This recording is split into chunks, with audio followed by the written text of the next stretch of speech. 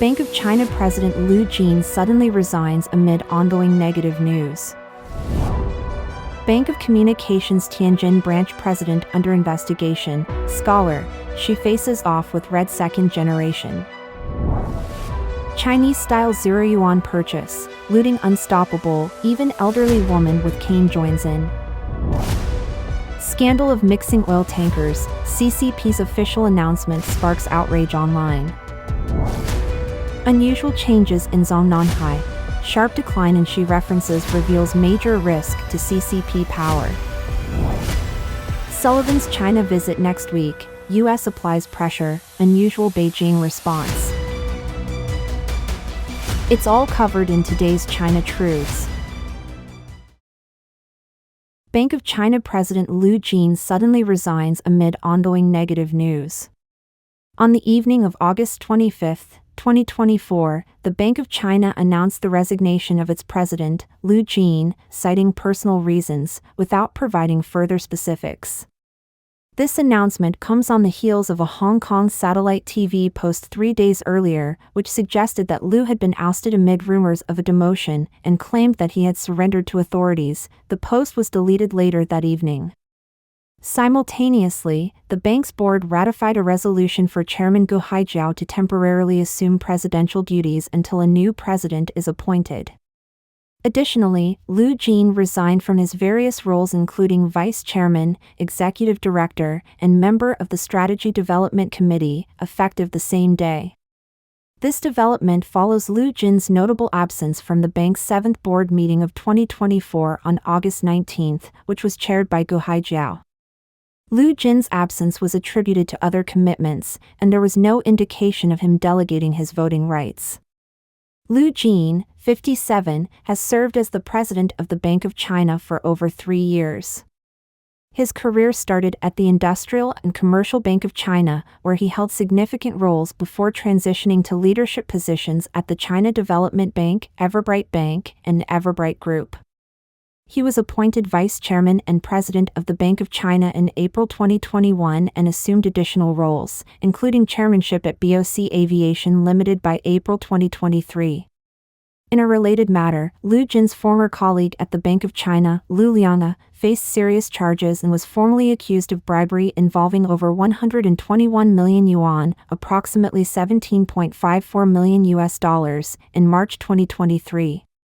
Furthermore, on August 23, China National Gold Group announced that its chairman, Liu Jin, resigned from his roles as chairman of the 7th Board of Directors, director, and chairman and member of the board's Strategy Committee, citing personal reasons. After stepping down, Liu Jin no longer holds any position within the company. Bank of Communications Tianjin branch president under investigation, scholar, she faces off with Red second generation. Currently, analysts have stated that China's financial and securities sectors, which are strongholds for the Red elite, are in the eye of the storm as the CCP government targets major figures for collapse. Following the downfall of China Merchants Bank Vice President Ding Wei, another major figure has been caught up in the crackdown. On August 24, 2024, the Central Commission for Discipline Inspection, CCDI, announced that Gu Hongwei, the former party secretary and president of the Tianjin branch of the Bank of Communications, is being investigated for serious disciplinary and legal violations by the CCDI and the Tianjin Municipal Supervisory Commission. Gu, aged 56, had a long career with the People's Bank of China before joining the Bank of Communications in 2010. He held key positions, including director of the Party Committee Office and president of the Tianjin branch. Gu also served as an executive at several financial institutions such as Beijing Hualian Group and Kunlun Financial Leasing. This year alone, multiple top executives from the Bank of Communications have faced investigations. Among them are Zhou Baoji, former party secretary and president of the Guangdong branch, Zhou Yinti, former general manager of the Financial Technology Department, and Sun Yiquan, former vice president of Bockham Financial Technology Company, Limited, as well as Shen Jinkai, former vice president of the Wuxi branch. Beijing has clearly intensified its anti-corruption campaign in the financial sector, with the securities industry being hit hardest. In July and August, the securities industry has been in the eye of the storm. Just days earlier, on August 21st, authorities launched an investigation into Ding Wei, former vice president of China Merchants Bank, on August 21st. Following this, Wang Qin from Zero-Yuan Securities and Dong Guichuan from the Shanghai Stock Exchange faced similar scrutiny. In late July, Jiang Qingjun of Haitong Securities was detained. Even retired officials like Chen Xiaoping, former director at the Shenzhen Regulatory Bureau, are not exempt, facing investigations years after their retirement. A broker, speaking anonymously to Voice of America, revealed that the financial industry is currently conducting for internal checks, stock trading accounts, bank transaction records, WeChat conversations, and credit reports, requiring every employee to submit relevant data to their company. According to reports from the 21st Century Business Herald, a Chinese business news daily newspaper, top securities firms have recently launched a 3-year retroactive investigation into the stock accounts of internal staff and their relatives. This includes tracking trading devices and IP addresses to identify account controllers, aiming to crack down on illegal stock trading. These moves clearly signal that the administration is launching a new wave of purges in China's securities industry. In an interview with Voice of America, Professor Xie Tian of the Aiken School of Business at the University of South Carolina noted that during downturns in the securities sector, better-positioned firms seize the chance to acquire distressed assets. Politically, those aligned with or actively catering to the administration stand to benefit from such restructuring. He explained that CCP elites know the regime is shaky and could collapse or lose privileges at any moment. With such uncertainty, they'll grab wealth as quickly as possible, leading to more corruption, despite anti-corruption efforts. Meanwhile, the administration seizes the chance to embed itself deeper into these sectors. Meanwhile, Feng Chongyi, associate professor of China Studies at the University of Technology Sydney, noted that although Xi Jinping initially had strong backing from the Red elite when he came to power, the relationship soured after he consolidated his authority. The financial and securities sectors are key power bases for the Red elite, and Xi's anti-corruption campaign in these areas is essentially a showdown, signaling his intent to take on these powerful groups. Feng added, Xi's administration is tightening control over financial capital and ramping up the anti-corruption campaign in the financial and securities sectors. On one hand, they're seizing financial resources from other elites, on the other, they're cutting off capital outflows from these elites and private entities. At the same time, Xi's faction is confronting Western nations. While international capital can flow into China and profit under tight control, Chinese capital and national data are being blocked from flowing out and falling into Western hands. Chinese-style Zero-Yuan purchase, looting unstoppable, even elderly woman with cane joins in. On August 22, 2024, a shocking incident of mass looting occurred in broad daylight in Chaozhou, Guangdong Province, which was captured on surveillance video. The video reveals that the shop owner had temporarily set numerous items on the sidewalk.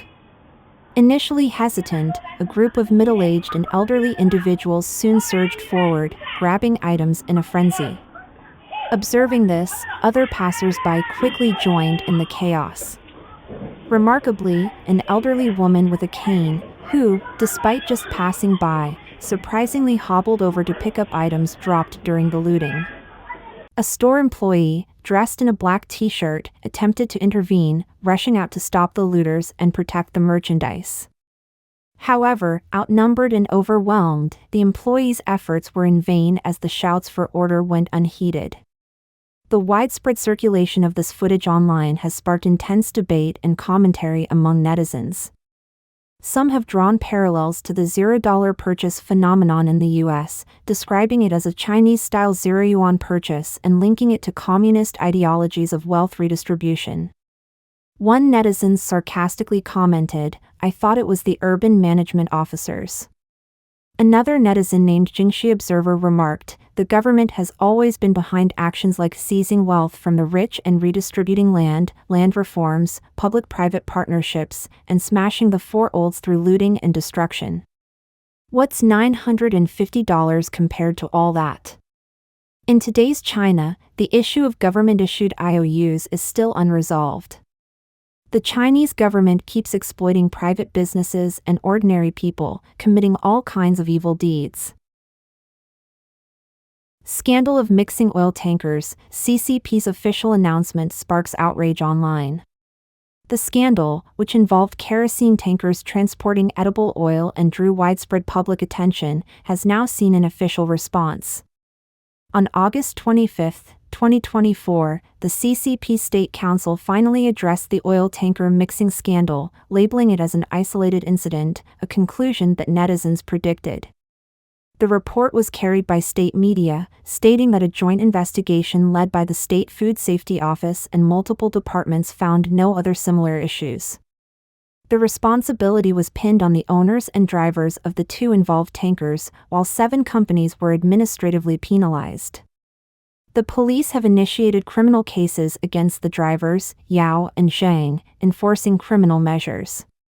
However, the 3 key figures involved, Sun, head of Tianjin Gutsong Logistics Company, Hu, head of Shijiazhuang Minton Automobile Service Company, and Gao, the actual owner of tanker Hebei E5476W, were only given 10-day administrative detentions. The announcement sparked an online outcry. On a major Chinese portal, hundreds of posts and thousands of comments poured in, expressing skepticism. One netizen commented, "It's hard to believe this is just an isolated case, and only these 2 trucks got exposed by journalists? How convenient!" Netizens further questioned the official narrative. Journalists initially reported that multiple tanker drivers said this practice is common because cleaning the tanks is time-consuming and costly. How did this suddenly turn into an isolated case?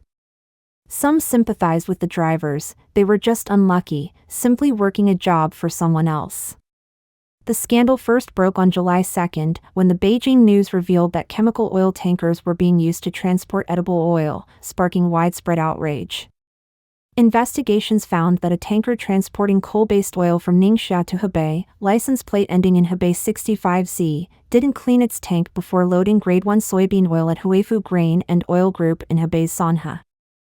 A similar situation occurred at China Grain Reserves Oil Company, Tianjin, where a tanker that had just unloaded coal-based oil in Hebei, license plate ending in Hebei 76W, loaded soybean oil without inspection. China Grain Reserves and Huifu Grain and Oil are major players in edible oil processing, supplying bulk and packaged oil to markets, including canteens in Beijing's major universities. Reports indicate that the mixing of food-grade liquids and chemical liquids without proper cleaning is an open secret in China's tanker transport industry. Investigative reports from 2 decades ago on such practices have resurfaced, exposing persistent loopholes in food safety regulation during transportation. Unusual changes in Zhongnanhai, sharp decline in Xi references reveals major risk to CCP power. Recently, unusual signs have emerged within Zhongnanhai's top ranks. The once frequent mentions of Xi Jinping in official speeches have notably decreased. Even his close allies, Cai Qi and Wang Xiaohong, are no longer as vocal in their praise for Xi. According to the Vision Times, commentator Wen Zhao highlighted that Cai Qi, following the Beijing meeting, chaired a session titled Central-Level Campaign to Reduce Bureaucratic Formalism for Grassroots Relief. In Xinhua's coverage of the meeting, Cai's speech notably did not mention Xi Jinping even once, signaling a significant deviation. Cai Qi, a key ally of Xi and effectively the CCP's second-in-command, typically follows Xi closely. The sudden absence of praise for the General Secretary in his speeches is highly unusual and goes against his expected role. Similarly, Wang Xiaohong, another of Xi's confidants, also refrained from mentioning Xi core or Xi thought during 2 key occasions following the 3rd plenary session. Premier Li Chang's speeches also reflect a decline in references to Xi. After the Beijing meeting, during the 5th plenary session of the State Council, he mentioned Xi only once. In another meeting before his visit to Russia, Xi was not mentioned at all. Commentator Zhou Shelwei questioned whether the unusual behavior of Cai Qi and Wang Xiaohong indicates internal developments. Would such anomalies occur if nothing significant was happening behind the scenes? Zhou asked. Recently, the CCP marked the 120th anniversary of Deng Xiaoping's birth with high-profile events. Xi Jinping praised Deng as an outstanding leader, with members of Deng's family attending the ceremony. The event also featured prominent revolutionary figures, including Xi's brother Xi Jinping, Mao Zedong's grandson Mao Zedong, and others. Commentator Wen Zhao speculated whether Xi's emphasis on Deng reflects a realization that his current path is unsustainable, and whether a pivot back to Deng's reform policies is being prepared. The praise for Deng could be laying the groundwork for a rightward shift. Commentator Wen Zhao suggested that bringing up Deng Xiaoping's legacy is a move to ease economic shocks and prevent capital flight. This strategy, likely approved by Xi, is reflected in his allies setting the tone by reducing the Xi quotient in their speeches. China's economy is facing a steep decline. Moreover, a major hidden risk could lead to the CCP losing power, or even cause the country to disintegrate. According to Deutsche Welle, an analysis in Neue Zürcher Zeitung highlights that the CCP underestimated the long-term effects of the one-child policy. China is aging before becoming wealthy and is losing ground in global competition with the US due to its shrinking population. A UN report predicts that by 2100, China's population could drop from 1.4 billion to 640 million. This raises concerns about whether Beijing will have enough military and economic resources to maintain its expansionist foreign policy. Such demographic changes could lead to the CCP losing power or even the country's disintegration. Sullivan's China visit next week, US applies pressure, unusual Beijing response. According to an announcement on August 24 by China's Ministry of Foreign Affairs, U.S. National Security Advisor Jake Sullivan will visit China from August 27 to 29 at the invitation of Foreign Minister Wang Yi, marking the start of a new round of U.S.-China strategic communication. This visit will be the first by a U.S. National Security Advisor in 8 years and Sullivan's first visit to China. A senior U.S. official, speaking to Reuters, revealed that Sullivan's visit will cover critical topics including Taiwan, U.S.-China military dialogues, China's support for Russia's defense sector, as well as regional tensions in the South China Sea, North Korea, the Middle East, and Myanmar. On August 23, the U.S. Commerce Department's Bureau of Industry and Security, BIS, added 42 Chinese entities and addresses to its export control entity list. The rationale given was their involvement in supplying electronics to Russian military institutions or producing Shahed-136 drones for Russia, used in its aggression against Ukraine. Previously, the U.S. has repeatedly warned China against providing support to Russia's defense industry. On August 25, a spokesperson from China's Ministry of Foreign Affairs stated that Beijing's focus during the talks would be Taiwan, development rights, and China's strategic security. The spokesperson emphasized that the Taiwan issue is the foremost red line in U.S.-China relations, and Taiwan independence is the biggest threat to peace and stability in the Taiwan Strait, reiterating China's long-standing position. Regarding Ukraine, the spokesperson insisted that China's stance remains clear and open, committed to promoting peace talks and a political resolution. The statement also accused the U.S. of long-arm jurisdiction and called for an end to unilateral sanctions, signaling a direct response to the recent U.S. actions. Since the onset of the Russia-Ukraine conflict in 2022, Xi Jinping and Vladimir Putin have met multiple times, with high-level exchanges between China and Russia occurring frequently. Despite repeated invitations from Ukrainian President Zelensky, Xi and Zelensky have yet to meet. In recent weeks, a series of high-level visits to Russia by Chinese officials, including Premier Li Qiang and Vice Premier He Lifeng, have raised eyebrows. Notably, Chinese Army Commander Li Qiaoming quietly visited Russia to discuss military cooperation, deepening suspicions about China's role in the conflict. Observers widely believe that China's behind-the-scenes support has played a critical role in enabling Russia to prolong the war. Media outlets such as Voice of America and Lianhe Zhaobao speculate that Sullivan's visit may be laying the groundwork for a final meeting between President Biden and Xi Jinping. With President Biden set to leave office on January 20th next year, this visit could be crucial for managing US-China tensions. Don't forget to comment in the section below to share your opinions on today's topic with us. If you find the information helpful, please share this video with a friend to watch together. This will be a great source of motivation for our team to produce more and more quality and reliable videos. And also don't forget to like and subscribe to see more interesting topics from China Truths. Thank you for tuning in.